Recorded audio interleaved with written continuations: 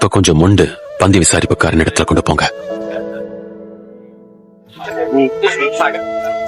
இது ரொம்ப பழமையான ரசங்களா? நல்லது, ரொம்ப நல்லது. நிறுத்துங்க இசைய, கேளுங்க. ஒரு காரியத்தை சொல்ல விரும்புறேன். நான் மணமகள் குடும்பத்துக்கு என்ன சொல்ல விரும்புறேன்னா, எல்லா திருமணத்திலையும் நான் இதை பார்த்திருக்கேன். சிறந்த திராட்சை ரசம் முதல்ல பரிமாறப்படும். அப்புறம் விருந்துல மக்கள் நன்றாக குடித்த பின் அவங்க மலிவான ரசத்தை கொடுப்பாங்க. இப்ப பரிமாறின இந்த ரசம் ரொம்ப பிரமாதமா இருந்துச்சு தெரியுமா?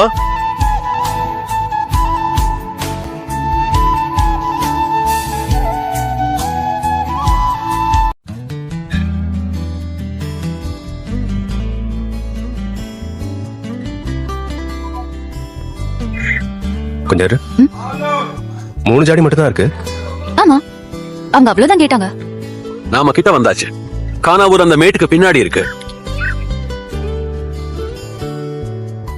இந்த பழமையான திராட்சை ரசத்துல ஒண்ணு ருசி அதிகமாகவும் இன்னொன்னு கம்மியாகவும் இருக்கும். கண்டிப்பா விருந்தினர்கள் முதல்ல தெளிவா இருக்கும் போது சிறந்த ரசத்தையும், அவங்க எல்லாம் கொஞ்சம் குடிச்சு மதிமயங்கி இருக்கும் போது நம்ம மற்றதையும் பரிமாறுவோம்.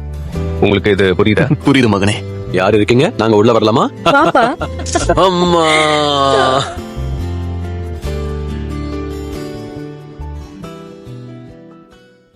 அம்மா, சரி சரி, எனக்கு பைத்தியமே பிடிக்குது. அவங்க வெறும் 40 பேர் தானே சொன்னாங்க.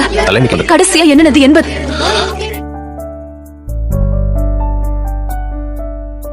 அவங்க மறுபடியும் கேட்டாங்கன்னா இதோ இப்ப வரேன்னு சொல்லுங்க. ஆனா ஒண்ணு, நீங்க போகாதீங்க, புரிஞ்சுதா?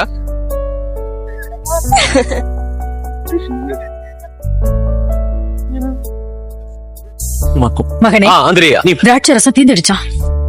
இதை ஏன் என்கிட்ட சொல்றீங்க? திருமண கொண்டாட்டத்தை பிடி முடிக்க முடியாது. அஷர் குடும்பம் வெட்கப்பட வேண்டியதா இருக்கும். அம்மா, என்னோட வேலை இன்னும் வரல. இப்போ இல்லனா எப்போ? தயவு செஞ்சு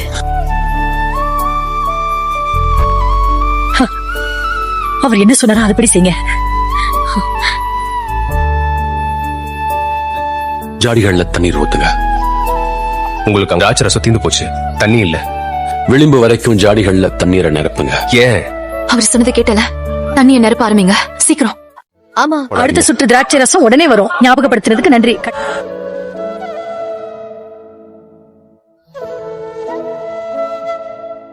நான் ஆயத்தமா இருக்கிறேன் பிதாவே.